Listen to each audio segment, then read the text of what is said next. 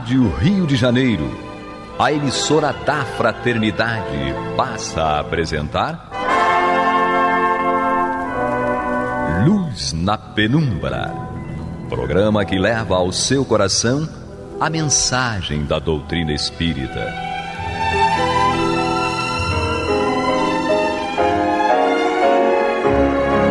E com vocês, Eduardo Araújo, para o estudo de O Livro dos Médiuns, da obra codificada por Allan Kardec.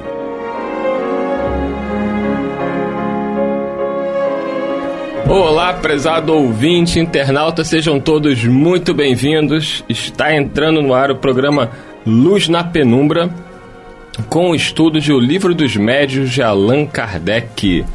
E eu estou mais uma vez aqui na companhia dela, que estava mexendo no cronômetro, mas ela não sabe mexer. Seja bem-vinda, Maria de Fátima Miranda. Que Deus nos proteja, né, Eduardo? Vai fazendo um curso aí, que eu também não sei mexer nesse cronômetro. E Paulo Renato. Que Deus nos abençoe. Que assim seja. Estamos aqui juntos para dar continuidade ao estudo de O Livro dos Médiuns, de Allan Kardec, no seu capítulo 31, que trata das dissertações espíritas.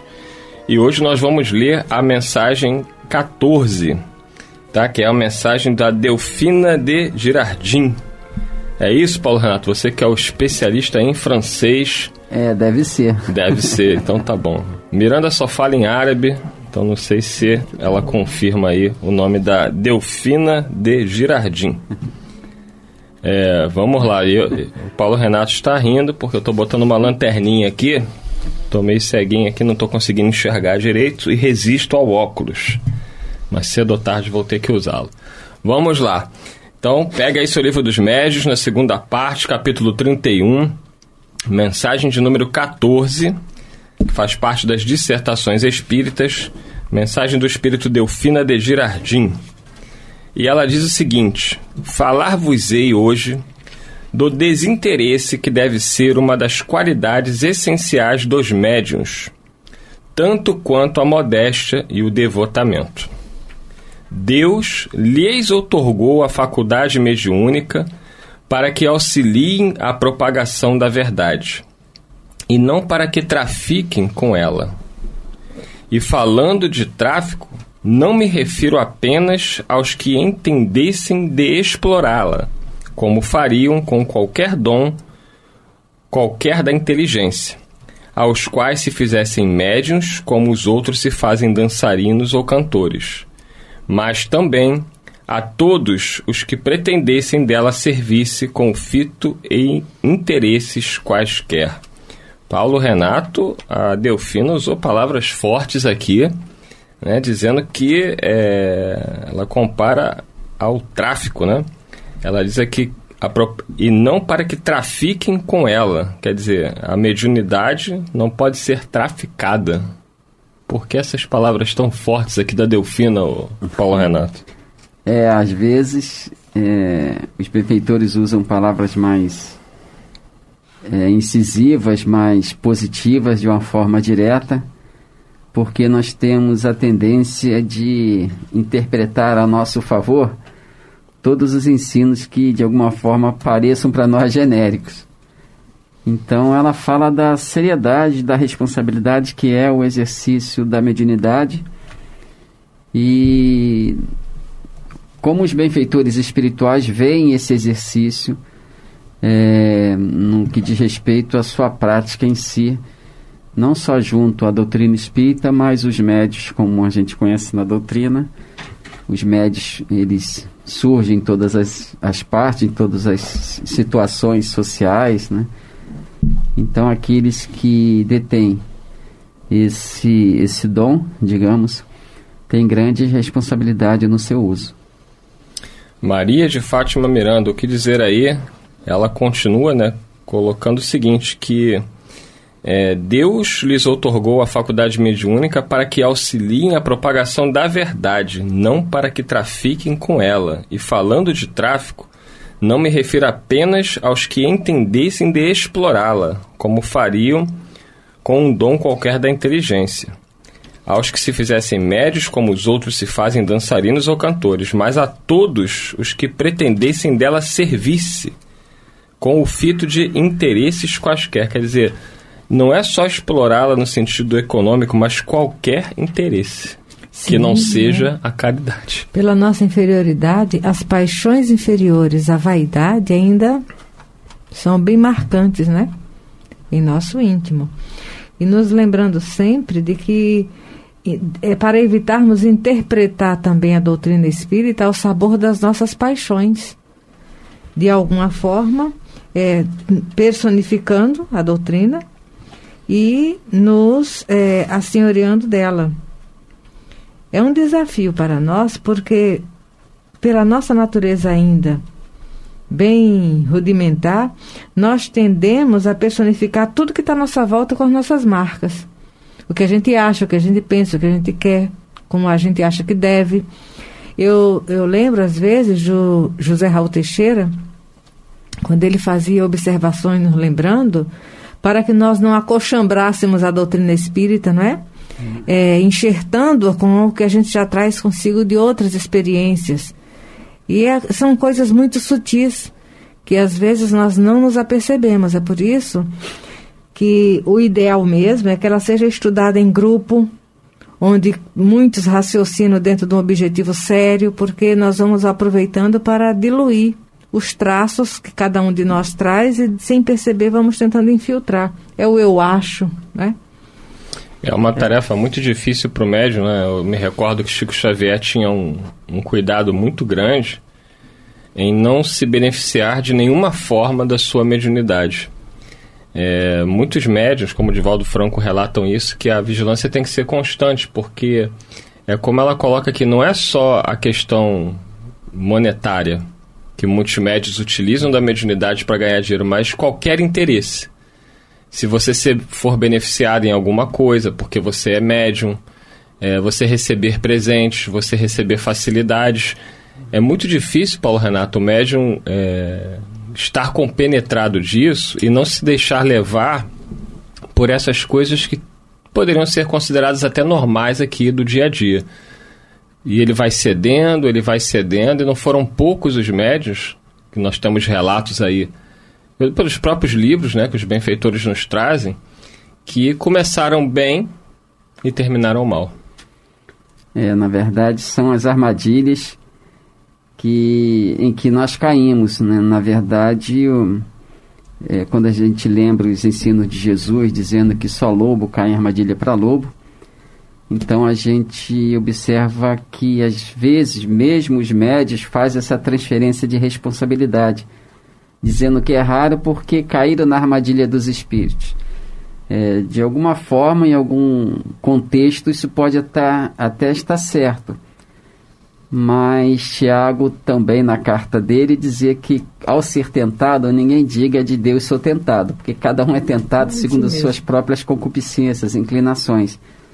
Quer dizer, se o médio cai numa armadilha dessa, na verdade, ele buscou por fora aquilo que tinha por dentro, né? Ele conseguiu, de alguma forma, resistir às tentações que trazia por dentro por algum período, mas elas sempre se fazem repetidas e cada vez mais fortes, de forma que, se o médio não tiver naquela vigilância permanente, vigilância constante, naturalmente ele entra numa situação dessa, como você bem colocou, naquelas situações que parecem não ofensivas, que não parecem traição, digamos, ao exercício da mediunidade, porque são situações aparentemente pequenas e que não causam dano a ninguém. Mas lembramos também que os benfeitores dizem, com Jesus, que quem não é fiel no pouco não é no muito. Então a gente se deixa envolver, se deixa levar pelas próprias ilusões, embora a consciência aponte que não é o caminho mais correto. Os benfeitores espirituais, através do próprio médium, vão dando os avisos, mas o médium, às vezes, se faz um cego voluntário. Tem uma questão no livro O Consolador, na questão 402, perguntaram ao Espírito Emmanuel: seria justo aceitar remuneração financeira no exercício da mediunidade? O Emmanuel então responde: Quando um médium se resolva a transformar suas faculdades em fonte de renda material, será melhor esquecer suas possibilidades psíquicas e não se aventurar pelo terreno delicado dos estudos espirituais. A remuneração financeira no trato das questões profundas da alma estabelece um comércio criminoso, do qual o médium deverá esperar no futuro os resgates mais dolorosos. A mediunidade não é ofício do mundo, e os espíritos esclarecidos na verdade e no bem conhecem mais que os seus irmãos da carne as necessidades dos seus intermediários. E a gente lembra quando o próprio Allan Kardec levantou essa questão pecuniária, financeira, quando os benfeitores falaram para ele da grande missão que o aguardava. Então ele estava preocupado, claro, que com a subsistência. E o Espírito Verdade falou para ele, não te auxiliar nas questões materiais que neste mundo são de grande monta, de grande importância, seria não te amarmos. E o próprio Chico Xavier, também citado, ele estava com as preocupações financeiras por causa da família que ele cuidava, e o Espírito Emmanuel depois falou para ele, depois daquela frustração lá que a gente conhece da história de Belo Horizonte, o Emmanuel falou para ele, não, nós vamos procurar resolver essa tua questão. Logo depois ele foi empregado lá no Ministério da Agricultura. Mas é interessante o que ele fala aqui, quando ele fala, aos que se fizessem médiuns, né? Como ele fala aqui, as pessoas às vezes se fazem dançarinos, cantores, e algumas outras pessoas, porque acham bonito, atrativo ser médium, elas se fazem médios. E aqui no Livro dos Médiuns, na introdução, Kardec fala sobre o objetivo dessa obra, o Livro dos Médiuns, e fala, se o objetivo consiste em indicar os meios de desenvolvimento da faculdade mediúnica, tanto quanto o permitam as disposições de cada um, e, sobretudo, dirigir o emprego do modo útil, quando ela exista. Né? Então, ninguém pode se fazer médium na expressão que é colocada aqui. As pessoas nascem médio devido à sua organização física. Essa parte que você leu está no Livro dos Médiuns, na introdução. Na introdução, né? No meu é a página 14, mas é logo na introdução. Tá. Na última página aqui, antes da primeira parte, do início da primeira parte. Então, é muito interessante porque Kardec é claro, né? Quando ela exista. Quando ela existe, é bem específico. Ele sempre deixa claro que, de uma forma geral, todos são médios, mas... Não nessa condição. Ostensivamente, nem todos. Por isso que ele faz essa separação. Na Revista Espírita, ele chega a declarar que eu próprio não sou médium. Então, se ele próprio diz que ele não era médium, é porque ele estava querendo diferenciar o que é ser médium no sentido mais amplo da palavra e no sentido mais restrito. Mas é muito bom isso que você colocou, que os espíritos eles estão sempre nos alertando e nos mostrando, Maria de Fátima Miranda, o caminho. Quando nós não fazemos o que devemos, é por rebeldia nossa mesmo. É porque é uma ferramenta para a nossa educação espiritual, não é? E aqueles que vêm com a mediunidade, eles não vêm à toa. Eles têm um comprometimento moral. Se nós formos observar, todos os médiuns são espíritos extremamente endividados e com um comprometimento moral de educar-se sendo instrumento de socorro para alguém. Você que está chegando agora, o programa é o Luz na Penumbra. Estamos estudando o Livro dos Médiuns, de Allan Kardec, no seu capítulo 31, as dissertações espíritas. Estamos lendo a mensagem de número 14. Vamos dar continuidade a ela no seu terceiro parágrafo? Pode. Será racional crer-se que espíritos bons, e ainda menos espíritos superiores, que condenam a cobiça, consintam em prestar-se a espetáculos, e como comparsas se ponham à disposição de um empresário de manifestações espíritas? Não é racional se suponha que espíritos bons possam auxiliar quem vise satisfazer ao orgulho ou à ambição. Deus permite que eles se comuniquem com os homens para os tirarem do baú terrestre e não para servirem de instrumento às paixões mundanas. Logo, não pode ele ver com bons olhos os que desviam do seu verdadeiro objetivo o dom que lhes concedeu, e vos asseguro que esses serão punidos, mesmo aí nesse mundo, pelas mais amargas decepções. Fala, Paulo Renato. A gente estava lembrando aqui novamente do livro Obras Póstumas, numa consulta que Kardec fez ao espírito de Hahnemann, que ele queria finalizar o livro dos espíritos e perguntou ao benfeitor se poderia usar o médium chamado B, né, nominado aí como B, e através consultar o espírito chamado Aristo. Parece que esse médium B era um médium bem conhecido à sua época, havia uma divulgação grande sobre ele, e Kardec viu que seria bom, na visão dele, né, consultar os benfeitores espirituais através do médium. Aí o Hahnemann fala o seguinte, né, acho que será melhor não te servires dele. Kardec pergunta, por quê? Porque a verdade não pode ser interpretada pela mentira. Aí Kardec faz levanta uma questão interessante, porque o médium parecia ser um médium bem flexível.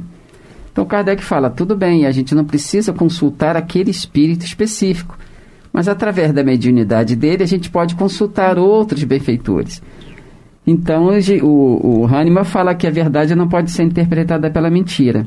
Aí Kardec fala, mesmo que o espírito familiar de B seja feito a mentira, isso não obstaria que um bom espírito se comunicasse pelo médium, desde que se não evocasse outro espírito.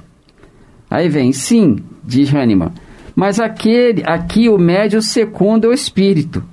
E quando o espírito é velhaco, ele se presta a auxiliá-lo. Aristo e seu intérprete B acabarão mal. E Kardec diz que realmente foi isso que aconteceu anos mais tarde. Né? Quer dizer, a gente observa que não basta ser o chamado, na visão popular, um bom médium, né? Esse médium que a gente considera como flexível. É necessário que o chamado bom médium tenha predisposição moral de se comunicar, ao menos regularmente, com os espíritos bons, de modo que possa se fazer um bom veículo de divulgação, não só doutrinária espírita, mas uma divulgação do Evangelho, porque o Espiritismo é o Evangelho redivivo nas suas bases primeiras. Miranda? Nada a acrescentar. E aí, Paulo Renato, a Miranda não quer falar, ela está em greve. A questão de não querer, que está bem colocado mesmo. Isso, não, o exemplo aí queremos te ouvir, Maria de Fátima. O exemplo do Obras Póstumas nos mostra a responsabilidade e os critérios de Allan Kardec. Né? Quando ele está fazendo aquele estudo sobre aquelas pedradas daquela casa, de uma determinada rua, ele quer saber como acontece, como os espíritos atuam para aquelas pedradas acontecerem. E São Luís fala para ele, olha, ele ainda não vai poder te explicar. Por quê? Porque era um espírito que não tinha o conhecimento técnico de como as coisas aconteciam. Mas, se você quiser, você pode convidá-lo. E o espírito fala, tá querendo o quê? Tomar umas boas pedradas aí? Ele, olha, bem que eu queria, mas tem uma cúpula espiritual aqui que não permite. Então, neste caso desse espírito, havia uma situação de pesquisa para Allan Kardec, por isso que o São Luís ainda disse, se você desejar, faz sua observação.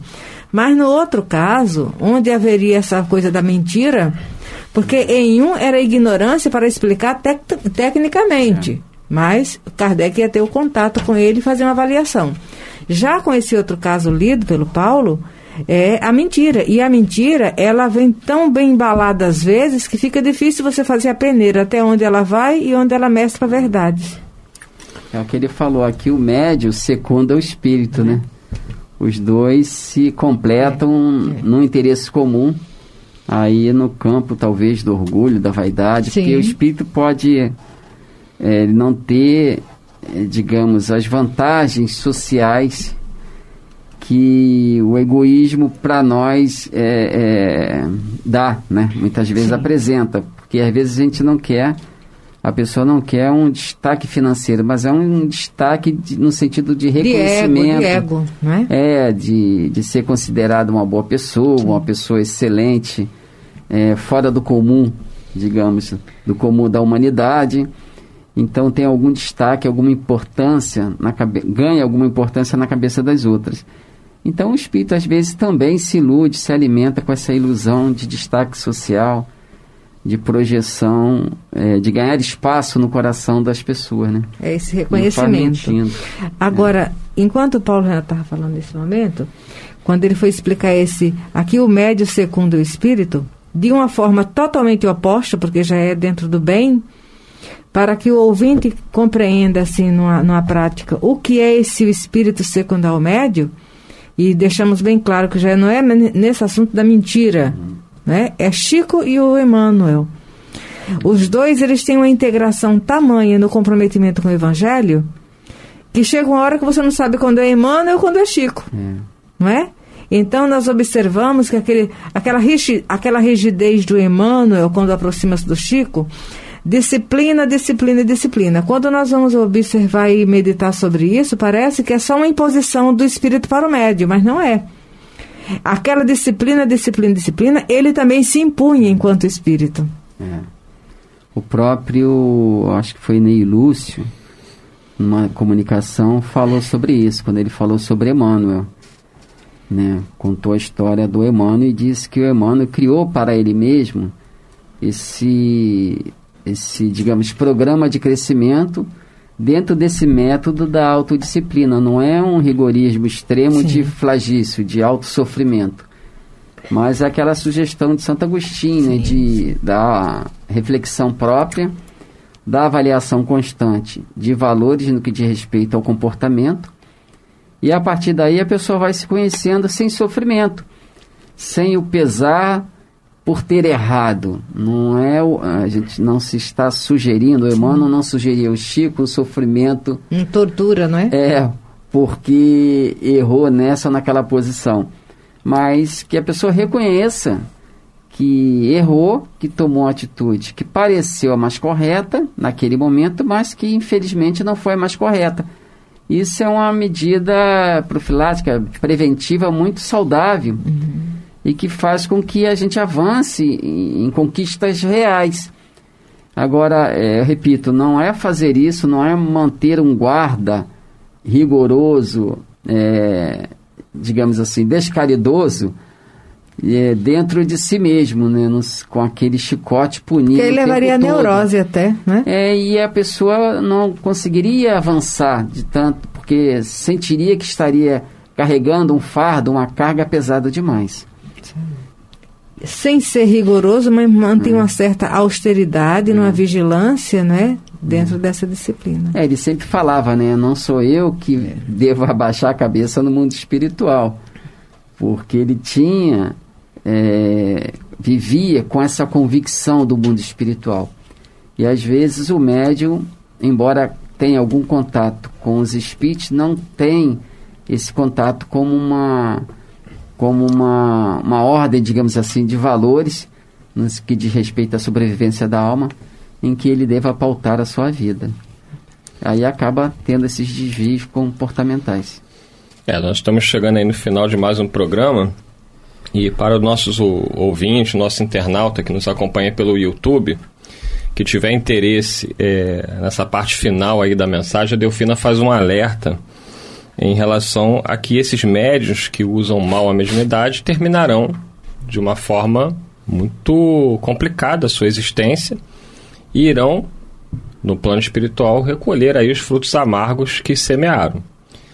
Eu recomendo o livro Os Mensageiros, de Chico Xavier, pelo espírito André Luiz, que vai trazer a experiência de vários médiuns que conduziram mal a sua mediunidade em diversos aspectos, como essa mensagem bem retrata aqui, não só pela questão financeira, mas por qualquer uso indevido da mediunidade, mostrando que tanto na própria encarnação, como sobretudo após a desencarnação, o que esses médiuns encontraram no plano espiritual. Então, quem não leu e tiver interesse nesse assunto, essa mensagem aqui que a Delfina nos traz, vá ler o livro Os Mensageiros, de Chico Xavier, pelo espírito André Luiz.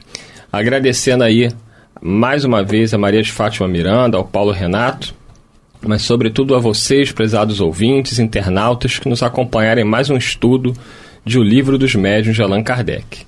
Semana que vem, se Deus quiser, nós estaremos aqui para dar continuidade ao nosso estudo. Muita paz a todos e até lá. Você está ouvindo o programa Luz na Penumbra.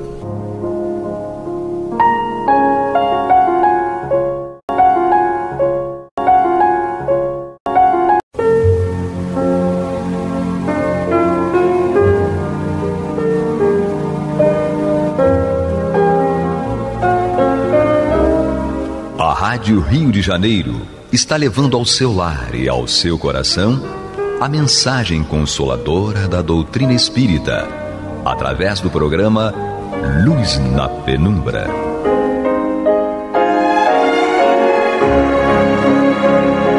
E agora com vocês, César Augusto Lourenço Filho, para comentar os textos da Revista Espírita de Allan Kardec, no período de 1858 e 1869.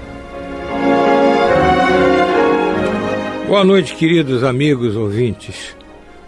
Aqui estamos novamente, com muito prazer, para continuarmos nosso estudo conjunto da Revista Espírita. No programa de hoje vamos nos ocupar na seção Dissertações Espíritas, do exemplar de outubro de 1867 da revista, na matéria de título Conselhos sobre a Mediunidade Curadora, que é composta por 3 mensagens do espírito Abade Príncipe de Hohenlohe e que foi dada em Paris, 12 de março de 1867, no grupo Delian, através do médium Sr. Delian. Vamos então ao texto. Como já foi dito muitas vezes nas diferentes instruções, a mediunidade curadora, juntamente com a faculdade de evidência, é chamada a desempenhar um grande papel no período atual da revelação.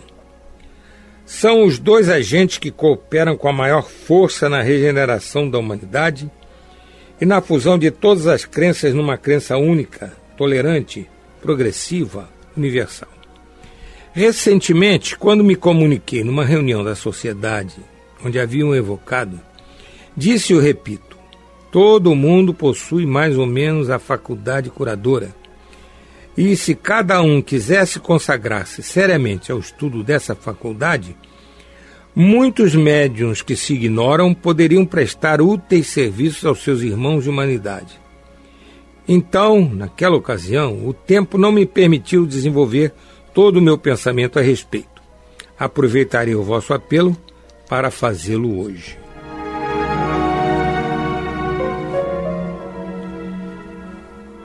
Inicialmente, queridos irmãos, vamos considerar o seguinte.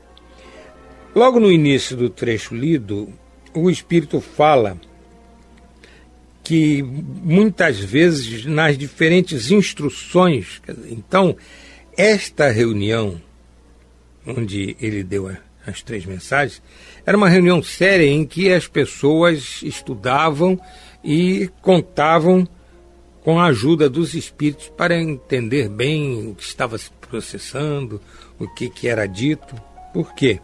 Porque a doutrina ainda estava sendo codificada, ainda não haviam sido publicados todos os livros de Kardec. Então, o que acontecia? Kardec transcrevia as mensagens e, então, ao longo do tempo, ele ia colocando nas obras básicas aquelas mensagens, aqueles conceitos, aqueles ensinamentos dos espíritos superiores que julgava conveniente, adequado e que fazia parte daquilo que ele chamava em caráter universal da doutrina espírita. Isto é, ele só incorporava aos ensinos da doutrina através das suas obras básicas apenas aqueles conceitos, aqueles ensinamentos que apareciam generalizadamente em praticamente todas aquelas mensagens que ele recebia de mais de 1000 lugares do mundo inteiro. Por isso é que nessas mensagens da Revista Espírita, umas eram transcritas nas obras básicas, outras não.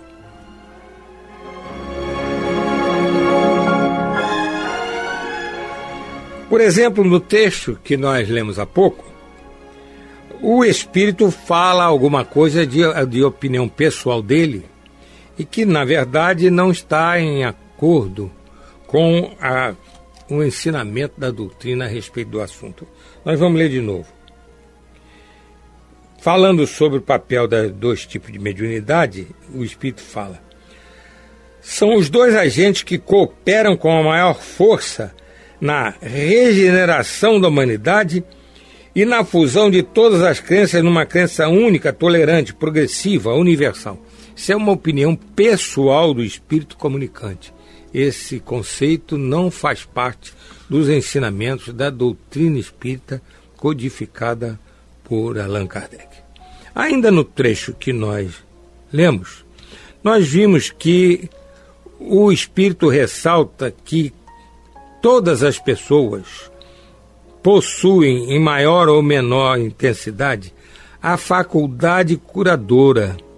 E se uma determinada pessoa se consagra seriamente ao estudo dessa faculdade e se dedica ao seu exercício com dedicação, com amor ao próximo, com humildade, com sinceridade, ela então pode, como disse o Espírito, prestar úteis serviços aos seus irmãos em humanidade.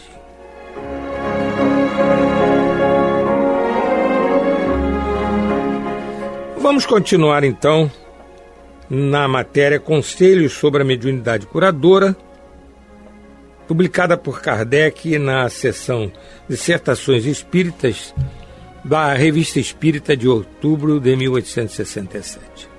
É o Espírito Abade Príncipe Hohenlohe falando. Em geral, os que buscam a faculdade curadora têm como único desejo obter o restabelecimento da saúde material, restituir a liberdade de ação a tal órgão, impedido nas suas funções por uma causa material qualquer. Mas, sabei-o bem, é o menor dos serviços que esta faculdade é chamada a prestar.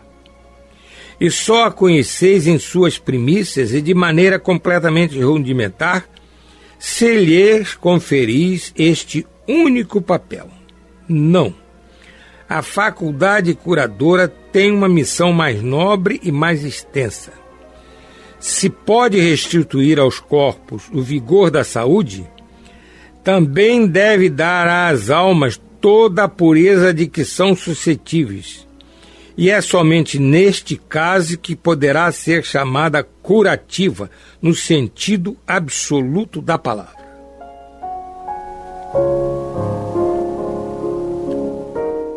Como vemos, queridos irmãos, o Espírito está chamando a atenção para o fato de que a pessoa que se dedica exclusivamente à mediunidade visando cura do corpo está fazendo um serviço rudimentar, está fazendo um serviço absolutamente incompleto. Por quê? Porque, quando mais não seja, apenas um fator tem uma conotação espiritual enorme. É que a imortalidade da alma e a comunicabilidade dos espíritos é demonstrada por fatos através justamente de tudo aquilo que acontece numa reunião onde se processa uma cura através de um médium dito curador. Então, o importante, o fundamental é que ali está um espírito desencarnado atuando, manipulando as forças da natureza, atuando sobre um corpo de um espírito reencarnado, a fim de fazer com que aquele corpo restitua a sua saúde física, e o espírito nele reencarnado, a pessoa que é agraciada, vamos chamar assim, pela cura do seu corpo, está diante de uma situação muito importante na sua vida. Ela está, de certo modo, sendo convocada a pensar em termos espirituais, não se preocupar exclusivamente com a saúde do corpo, e sim paralelamente e com intensidade, se dedicar ao seu esclarecimento espiritual e, mais do que ao seu esclarecimento, à vivência, à exemplificação de tudo aquilo de bom e de belo que ela aprende com a manifestação do Espírito que cura, com a manifestação de outros espíritos que geralmente nessa reunião atuam, e também com aquele estudo que porventura essa pessoa faça, e é importantíssimo que faça, da doutrina espírita, com todas as suas explicações, com todas as formas que ela mostra justamente a imortalidade da alma, o progresso do espírito, o valor do amor ao próximo, o valor da caridade, enfim, tudo aquilo que a doutrina espírita ensina, clarificando as palavras de Jesus, tornando bastante firme para nós o entendimento do que o Mestre veio fazer com a humanidade.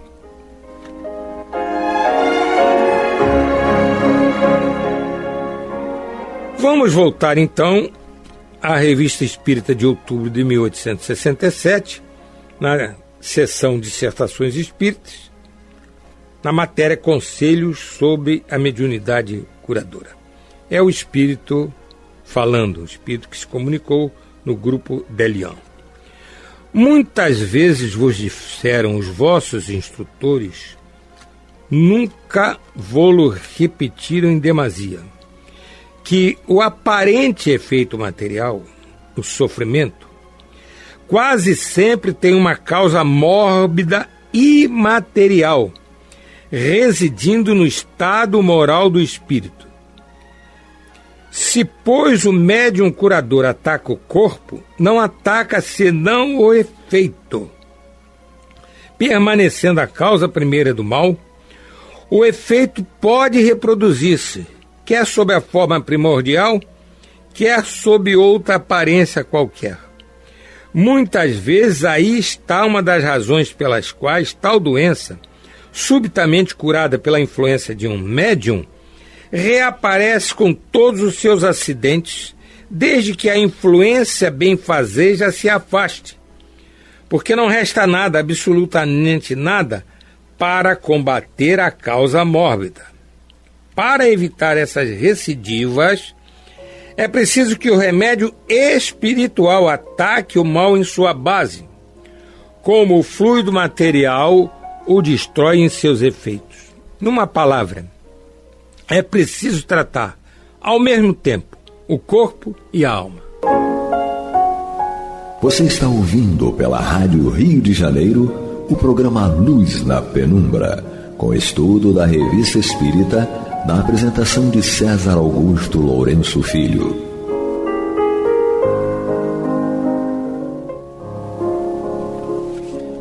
Trecho muito importante esse, queridos, mas muito importante mesmo. Primeiro, o Espírito fala que os instrutores desse grupo Delian repetiam, e ele disse, não em demasia, que o aparente efeito material, quer dizer, o que se vê da doença do corpo, na verdade, esse sofrimento tem sempre uma causa mórbida e material residindo no estado moral do espírito, isto é uma consequência de uma realidade interior do espírito e também, muitas vezes, ou quase sempre, consequência de repercussões das encarnações passadas, porque quando a gente reencarna, trazemos a nossa bagagem de boas realizações no passado e de descaminhos, desacertos e decisões equivocadas que tivemos. E a reencarnação, como a doutrina espírita nos ensina, ela é uma feliz oportunidade de aprendizado e progresso espiritual. Ela não tem um sentido punitivo. Ela tem um sentido educativo, um sentido progressivo. Ela justamente nos permite, isso que o Espírito está dizendo, que nós nos preocupemos com os aspectos espirituais da vida, não com os aspectos materiais, inclusive no que diga respeito ao nosso corpo.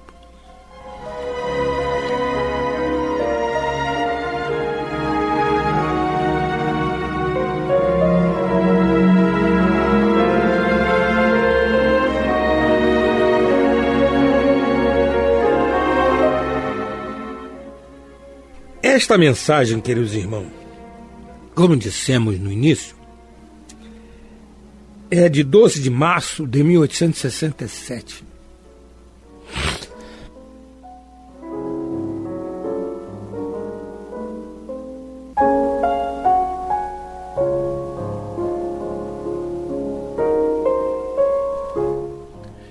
Posteriormente, muito depois, por sinal, a medicina, que até então era exclusivamente voltada para a cura do corpo, passou a levar em conta nos procedimentos médicos puros e simples, sem qualquer conotação religiosa, sem qualquer menção a espírito, a uma manifestação de espírito, passou a levar muito em conta, de uma maneira bastante significativa, o estado psíquico da pessoa, a realidade interior da pessoa.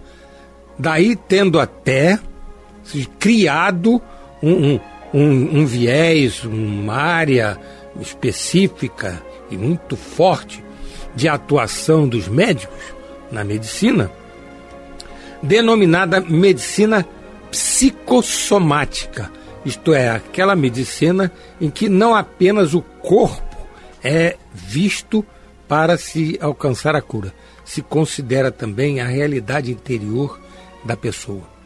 Essa medicina psicossomática chegou, inclusive, a conclusões enormes, profundas, a respeito justamente dessas causas que não estão no corpo. E depois, inclusive, com o procedimento de regressão de memória, com vistas a buscar informações do período de infância e algumas regressões indo até a vida no útero materno, o que aconteceu? Nessas regressões, as pessoas passaram a ir à reencarnação passada. E isso no início confundiu os médicos, confundiu-os muito, e posteriormente os médicos, principalmente médicos espíritas, passaram a se utilizar desse procedimento, permitindo sim que a regressão atingisse a encarnação passada, e com isso conseguiram muito mais informações a respeito da realidade espiritual daquela pessoa, e muitas vezes com essas regressões chegavam à explicação de lá, numa encarnação passada, determinados acontecimentos que repercutiam na encarnação presente e que explicavam justamente a doença que a pessoa estava apresentando.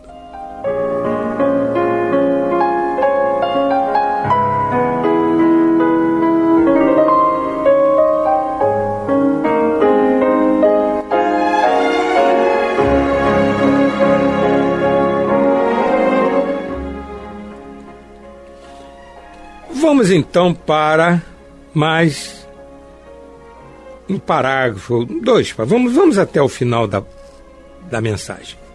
É o Espírito falando. Para ser bom médium curador, não só é preciso que o corpo esteja apto a servir de canal aos fluidos materiais reparadores, mas ainda que o espírito possua uma força moral que só pode adquirir por seu próprio melhoramento. Para ser médium curador, é preciso, pois, preparar-se não só pela prece, mas pela depuração de sua alma, a fim de tratar fisicamente o corpo pelos meios físicos e de influenciar a alma pela força moral. Uma última reflexão.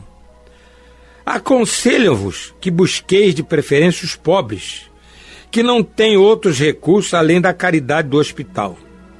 Não é esta absolutamente a minha opinião. Jesus dizia que o médico tem por missão cuidar dos doentes e não dos que gozam de boa saúde. Lembrai-vos de que na questão de saúde moral há doentes por toda parte e que o dever do médico é ir a toda parte onde o seu socorro é necessário.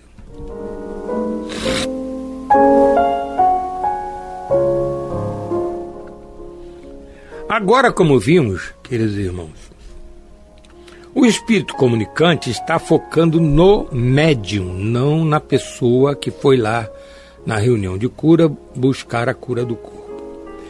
Ele dá conselhos ao médium curador para que ele seja um bom médium curador.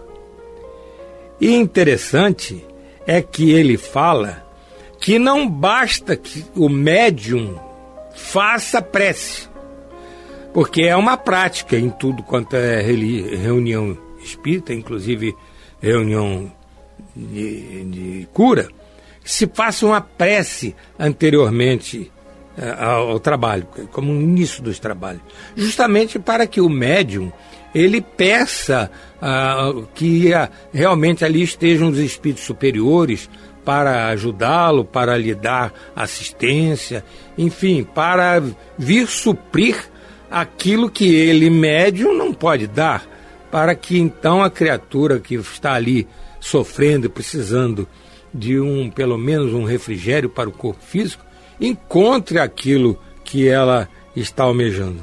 Agora, como dizíamos, o Espírito está falando que não basta a prece. Vou até ler de novo. Para ser médium curador é preciso, pois, preparar-se não só pela prece, mas pela depuração de sua alma, a fim de tratar fisicamente o corpo pelos meios físicos e de influenciar a alma pela força moral. Ou seja, o médium curador tem que estar verdadeiramente empenhado, sinceramente empenhado, num esforço de aprendizado e progresso espiritual.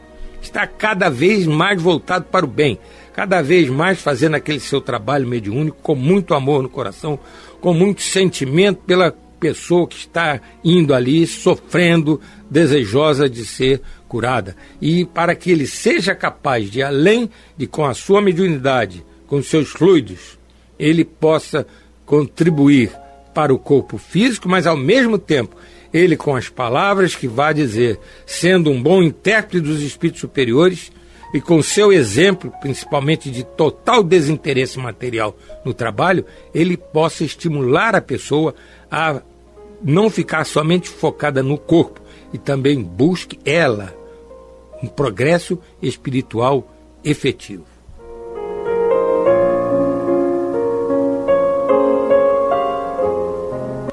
No último parágrafo que acabamos de ler, queridos irmãos, o Espírito fala que as pessoas aconselhavam sempre que os médiuns curadores atendessem preferencialmente os pobres que não têm recurso além da caridade do hospital.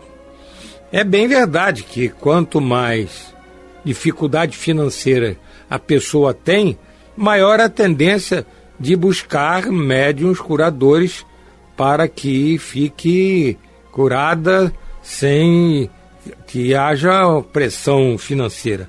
Mas, como o Espírito falou, não era a opinião dele, e apesar de ele estar falando em nome dele, mas nós reforçamos que a opinião dele está em perfeito acordo com a doutrina dos Espíritos. Porque, às vezes, a pessoa que vai lá, que está com o coração em frangalhos, não tem nenhuma necessidade material. Tem a doença física, mas não tem necessidade material nenhuma. Pelo contrário, já até gastou muito dinheiro, muitas vezes, com a medicina oficial. Então, aquela pessoa talvez esteja precisando até mais de uma orientação espiritual, esteja precisando mais de se voltar para o bem, para o amor ao próximo, do que aquele pobrezinho que está ali junto dela, recebendo o mesmo benefício de cura do corpo.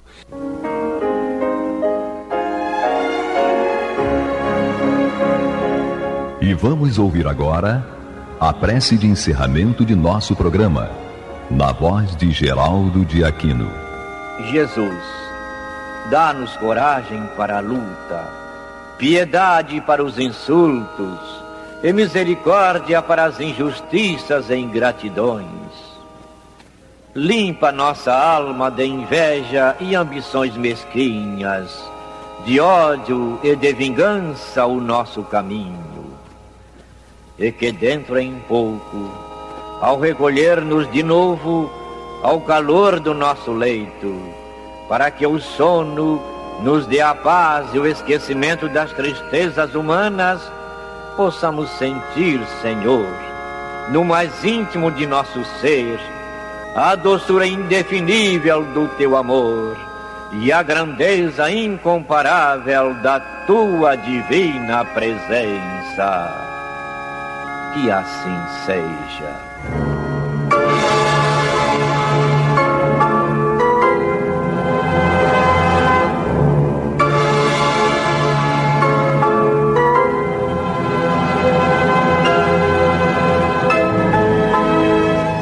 Acabamos de apresentar o programa Luz na Penumbra.